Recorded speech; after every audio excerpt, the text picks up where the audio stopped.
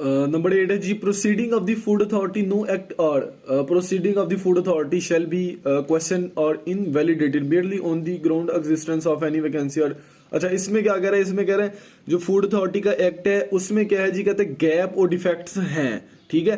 सो इसकी बिना के ऊपर आप होल फूड अथॉरिटी को गलत नहीं कह सकते, ना उसको चैलेंज कर सकते, ना उसकी जो प्रोसीडिंग है उसको आप लोग जो गलत कह सकते हो जी, इसमें यही लिखा हुआ है। नेक्स्ट है जी, categorisation of the premises. The food authority may categorise the premises in the light of prescribed objective criteria based on the level of adherence to the standard established scientific principle and international best practices. कह रहा है ये भी Punjab food authority के इख्तियार में है कि कौन सी प्रीमिसेस को किस तरह की कैटेगराइजेशन कैटेगरी में डालना है, ठीक है। कैटेगरी के साथ ही उसको पता चलेगा कि इसका ये वाली कैटेगरी है, यानी उसकी सेल इतनी है, उसके पास एम्प्लॉय इतने हैं, उसकी जगह जो है वो रेंट के ऊपर है, किस रोड के ऊपर है, किस सिटी में है, ठीक है। उस हिसाब से कहते हैं उसको कैटेगराइज किया जाएगा और उस हिसाब से उसका लाइसेंस बनेगा और उस हिसाब से उसके लाइसेंस की फी होगी जी। Periodically revise in the prescribed manner the categories of the premises under clause A. If the premises are categorised under subsection 1, the food authority shall issue a certificate showing the category of such premises and the food operator shall display the certificate at conspicuous place of the premises। ठीक है जी। कह रहा है कोई भी जो है ना प्रीमिसेस है वो सब सेक्शन 1 के अंडर आती है, ठीक है। तो उसको क्या करेगी पंजाब फूड अथॉरिटी, आप लोगों ने दुकानों में अक्सर जो है ना वो लाइसेंस लगे देखे होंगे, गत्ते के होते हैं बरीक से, पेपर होता है जो सिंपल A4 पेपर होता है, उससे थोड़े से मोटा गत्ता होता है, उसके वो होते हैं, वो लाइसेंस जो है वो इशू किए जाते हैं। तो वो उन प्रीमिसेस को वो उस तरह के लाइसेंस इशू किए जाएंगे और उन लाइसेंस को लेने के बाद आप लोगों ने क्या करना है जी, जो प्रोमिनेंट प्लेस है जहां पे वो इजीली नजर आए वहां पे उसको लगा के रखना है उस लाइसेंस को। अच्छा, ताकि वो कोई भी टीम वहां पे जाती है तो उससे एक तो पता चलता है कि हाँ जी इसका लाइसेंस बना हुआ है, दूसरा आवाम को पता चलता है, तीसरा उसकी इंस्पेक्शन करने में आसानी होती है जी। उसके ऊपर QR कोड वगैरह होता है, उसको स्कैन करके उसकी हिस्ट्री वगैरह का पता चलाया जा सकता है। If food operator remove the certificate और एनी मैनर टेम्पर, हाँ it or defects or mutilates it, the food authority may take one or more action under the section 39 of the act। कहता है सेक्शन 39 के तहत अगर वो बंदा क्या करता है जी, उसके फूड का जो लाइसेंस है वो एक्सपायर हो गया, उसकी डेट गुजर गई है, 1 साल इसका पीरियड होता है, तो वो क्या करता है उसको टेम्पर्ड कर देता है, उसकी डेट मिटा देता है, उसको फाड़ देता है, इस तरह का कोई काम करता है तो उससे क्या होगा, उसके खिलाफ जो है पंजाब फूड अथॉरिटी सेक्शन 39 के तहत जो है कार्रवाई करेगी जी। नेक्स्ट है जी 4, a food operator aggrieved by any decision of the food authority regarding categorisation of this premises may within 60 days of the such decision prefer to an appeal to the appellate authority notice under subsection 2 of the section 39। ठीक है जी। कहते हैं within 60 days, within 60, अगर किसी बंदे को लगता है कि हाँ जी यार जो मेरी प्रीमिसेस है, जो मेरी दुकान होटल रेस्टोरेंट बेकरी है उसकी गलत कैटेगरी हो गई है, यानी उसका लाइसेंस जो है उसकी फी कम है और लेकिन उन्होंने जो है वो ज्यादा बना दिया है, ठीक है, तो वो 60 डे के अंदर अंदर अपील कर सकता है, जिसकी बिना के ऊपर उसका लाइसेंस या छोटा किया जाएगा या उसको चेंज किया जाएगा या जो भी तरीकाकार होगा वो अपनाया जाएगा जी। नेक्स्ट 5 है जी, the food authority may by any means create general awareness about the categorisation of the premises under this section. Food authority क्या करेगी जी, इसकी अवेयरनेस, जो कि डिफरेंट एडवर्टाइजमेंट चलती हैं कि आप लाइसेंस बनवाएं अपना और उसकी कैटेगरी ये होगी, उसकी फी इतनी होगी, वो कैसे बनवाना है, ये सारी की सारी चीजें जो है वो फूड अथॉरिटी अक्सर औकात करती है जी। सेक्शन 9 है जी, scientific panel. The food authority may establish one or more scientific panel which shall consist of the following. हाँ जी, फूड अथॉरिटी क्योंकि एक जो है वो साइंटिफिक अथॉरिटी है, जो साइंस की बेस के ऊपर, फूड टेक्नोलॉजी की बेस के ऊपर जो है वो इसको बनाया गया है, तो उसमें क्या है जी, जो इसका साइंटिफिक पैनल होगा उसमें कौन कौन से हजरात होंगे जी, उसमें कौन कौन सी अथॉरिटी होगी वो जरा देख लें जी। सबसे पहले जो होगा उसमें director general of food authority होगा, जो क्या होगा, जो कन्वेनर होगा। B, a representative having background of the food science and technology and established for determining standard and quality। हाँ, कहता है एक जो है वो फूड साइंस और टेक्नोलॉजी का ग्रेजुएट या उसका एक्सपर्ट होगा जो स्टैंडर्ड और क्वालिटी को बनाएगा। ठीक है जी। हाँ, अदर रिप्रेजेंटेटिव एक और फूड साइंस और टेक्नोलॉजी का रिप्रेजेंटेटिव होगा जिसका इंडस्ट्रियल बैकग्राउंड होगा, ठीक है, जिसने फैक्ट्रियों इंडस्ट्रियों में काम किया होगा, उसका काफी ज्यादा एक्सपीरियंस होगा, वो साइंटिफिक पैनल का हिस्सा होगा। एक और होगा जी, वो निफ्सेट से होगा, national institute of food science and technology, university of agriculture Faisalabad से एक फूड साइंस एंड टेक्नोलॉजी का बंदा होगा जो इस कमेटी में, इस साइंटिफिक पैनल में का हिस्सा होगा। एक फूड टेक्नोलॉजिस्ट होगा और एक मेडिकल प्रैक्टिशनर होगा जो रजिस्टर्ड होगा पीएमडीसी से, Pakistan medical and dental council से, वो भी इस कमेटी का हिस्सा होगा। 3 जो है वो रिप्रेजेंटेटिव होंगे फूड मैन्युफैक्चरर के, यानी इंडस्ट्रीज के ओनर होंगे या इंडस्ट्री जो बड़ी इंडस्ट्रीज हैं उनके, बड़ी बड़ी इंडस्ट्री में से 3 ऐसे बंदे लिए जाएंगे जो इंडस्ट्रीज को रिप्रेजेंट करेंगे, ठीक है, इस पैनल में जी। ये जो है इस साइंटिफिक पैनल की कंपोजिशन है। नेक्स्ट क्या है जी, अ साइंटिफिक पैनल में को appoint any other member from the relevant industry, ठीक है जी। साइंटिफिक पैनल जो है वो रेलिवेंट इंडस्ट्री से किसी भी दूसरे अदर पर्सन को भी को अपॉइंट कर सकता है जी।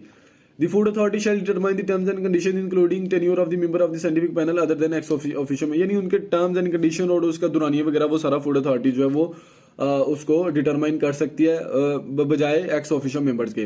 नेक्स्ट क्या है जी, the food authority may refer any matter relating to food to the scientific panel for recommendation.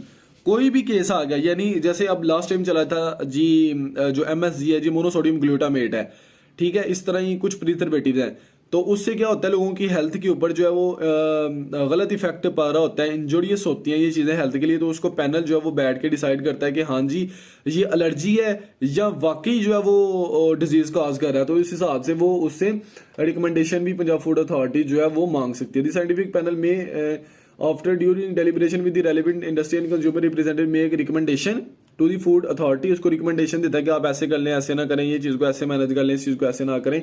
Standard products procedure process and guidelines in relation to any technical aspect of the food, ठीक है जी। If the food authority does not agree, हाँ अगर क्या है जी food authority जो है वो इस साइंटिफिक पैनल की बात से इत्तफाक नहीं करती तो वो दोबारा इसको कंसिडरेशन के लिए दोबारा इस मैटर को भेज देती है साइंटिफिक पैनल में। The scientific panel shall consider the reference and forward its to consider recommendation and Punjab food authority act accordingly, ठीक है। कोई भी इश्यू है, कोई भी मैटर है, वो साइंटिफिक पैनल को भेजा जाता है फूड के रिलेटेड। जो साइंटिफिक पैनल है इसका हल निकाल के वो फूड अथॉरिटी को देता है। अगर फूड अथॉरिटी को वो जो हल है वो पसंद आता है तो उसको वो लागू कर लेती है, जिस हद तक उसको पसंद आता है उस हद तक लागू करते हैं। कुछ चीज़ में इसमें चेंजिंग होती है तो वो चेंजिंग भी कर ली जाती है जी। आगे क्या है जी, सेक्शन नंबर 10 है जी, director general. The government may appoint a director general in such manner and on such term and condition it may prescribed, ठीक है। The director general shall hold office during the player of the food authority. The director general shall be secretary of the food authority. जो DG होता है वही क्या होगा जी, वो फूड अथॉरिटी का सेक्रेटरी होगा। The director general subject to the control of the food authority shall be responsible for accomplishing the objective of this act and for efficient implementation of the rules and regulation. जो DG है वो इस चीज को देखेगा कि हाँ जी फूड अथॉरिटी का जो एक्ट है, जो कानून है, वो किस हद तक पंजाब में ये किस हद तक लागू हो रहा है प्रीमिसेस और फूड बिजनेस और अफेयर्स के ऊपर। The director general shall exercise such power as are mentioned in the act or as may be prescribed or delegate to him. अपनी पावर इस्तेमाल करेगा, ये फूड जो एफएसओ की पावर होती है वो भी डीजी इस्तेमाल कर सकता है जी। नेक्स्ट है जी, दी डायरेक्टर जनरल में exercise power of a food safety officer under the act, ठीक है जी। वो फूड सेफ्टी ऑफिसर की पावर भी इस्तेमाल कर सकते हैं, एक्ट ने इसको परमिशन दी हुई है जी। सेक्शन 11 है जी, पब्लिक एनालिस्ट। पब्लिक एनालिस्ट क्या होता है अब इसको देख लेते हैं। जो मेन जो पंजाब फूड अथॉरिटी के ओहदे होते हैं ना वो कौन से जी, वो एक फूड सेफ्टी ऑफिसर होता है, वो एक असिस्टेंट फूड सेफ्टी ऑफिसर होता है, फिर डीडी होता है, ठीक है, फिर एडीओ होता है, फिर पब्लिक एनालिस्ट भी जो है वो भी लैब्स में इनका अच्छा खासा काम होता है, ये भी एक मेन कंपोनेंट होता है जी, मेन मेंबर होता है जी फूड अथॉरिटी का। The food authority may be may by notification appoint public analyst for such area it may be assigned to है जी। A public analyst shall possess such qualification as may be prescribed। जो public analyst की जो qualification है जो determine की गई है उसके पास वो क्वालिफिकेशन पर्सन के पास होगी तो उसको पब्लिक एनालिस्ट लगा दिया जाएगा। The production in the trial of the certificate at the hand of the public analyst shall until the contrary is proved to be sufficient proof of the fact contained in the certificate. The court may of its own accord or on the request of the accused cause any food or sample of the food to be sent analysis for to the public analyst. Unless otherwise directed by the court, the accused on whose request any food or sample of the food is sent to the public analyst shall bear its cost. अच्छा जी, इसमें क्या कह रहा है, इस सारे के सारे पैराग्राफ में वो यही कह रहा है कि पब्लिक एनालिस्ट क्या है, उसका मेन काम जो है वो लैब में होता है। कोई भी सैंपल आप लोगों ने लेना है, आप लोगों ने लैब में भेज देना उसकी टेस्टिंग के लिए कि उसमें माइक्रो ऑर्गेनिजम्स कितने हैं जो डिजीज काज कर रहे हैं। वाटर है, फर्ज करो वाटर का हम लोग बात करें तो उसमें कोलीफार्म कितने हैं। अगर हम लोग स्पाइसेस की बात कर रहे हैं तो चिली पाउडर है तो उसमें वो टेस्ट लगाएगा कि हाँ जी इसमें जो है वो ब्रिक्स का पाउडर है कि नहीं है। अच्छा जी, सारे के सारे पैराग्राफ में क्या लिखा हुआ है, कहता है कोई भी सैंपल आप लोगों ने लेना है, फूड सेफ्टी ऑफिसर लेता है या असिस्टेंट फूड सेफ्टी ऑफिसर लेता है या कोर्ट जो है वो उसके ऊपर जो है वो कार्रवाई करना चाह रही है तो उस सैंपल को क्या करेगी जी, वो पब्लिक एनालिस्ट के पास भेज देगी। पब्लिक एनालिस्ट क्या करेगा, उस सैंपल की टेस्टिंग करेगा। फर्ज करो वो देखेगा जी माइक्रो ऑर्गेनिज्म कितने हैं, जिसमें बैक्टीरिया कौन से हैं, कौन सी चीज़ जो है वो फूड को फूड पॉइजनिंग अगर कोई केस है देखेगा कि कौन से जो बैक्टीरिया उसने फूड पॉइजनिंग काज किया वो उस फूड में प्रेजेंट भी है था कि नहीं है था। ठीक है, ये सारी चीज़ें वो देखेगा। दूसरा वो देखेगा कि फर्ज करो वाटर है तो उसमें देखेगा कि कोलीफॉर्म प्रेजेंट है कि नहीं है। अदर जो फीकल कोलीफॉर्म्स होते हैं वो प्रेजेंट है कि नहीं। जो हेपेटाइटिस और कॉलेरा इस तरह की डिजीज, साल्मोनेला वगैरह जो बैक्टीरिया वो उसके टेस्ट वगैरह लगाएगा कि हाँ जी वो उस स्पेसिफिक सैंपल में है कि नहीं है। अगर है तो वो बताएगा, रिपोर्ट अपनी साथ भेज देगा कि हाँ जी इस चीज़ में सैंपल है। बाकी उसके बाद कोर्ट जो है वो फैसला सुना देगा कि हाँ जी इसमें वो लैब से टेस्ट करवाया था, जो चीज़ है वो है, तो इसके इस पर्सन के खिलाफ फूड एफबीओ के खिलाफ जो है वो कार्रवाई की जाए। कहते कोई भी सैंपल जो है वो पब्लिक एनालिस्ट को, चाहे वो एफबीओ भेजते चाहे वो पंजाब फूड अथॉरिटी भेज दे, कुछ भी भेज दे, तो उसका जो कॉस्ट है वो उसको खुद ही बियर करनी पड़ती है जो सैंपल भेज रहा है। ठीक है जी, अनलेस अदरवाइज या कोर्ट के ऑर्डर होते हैं फिर उसमें चेंजिंग हो सकती है जी।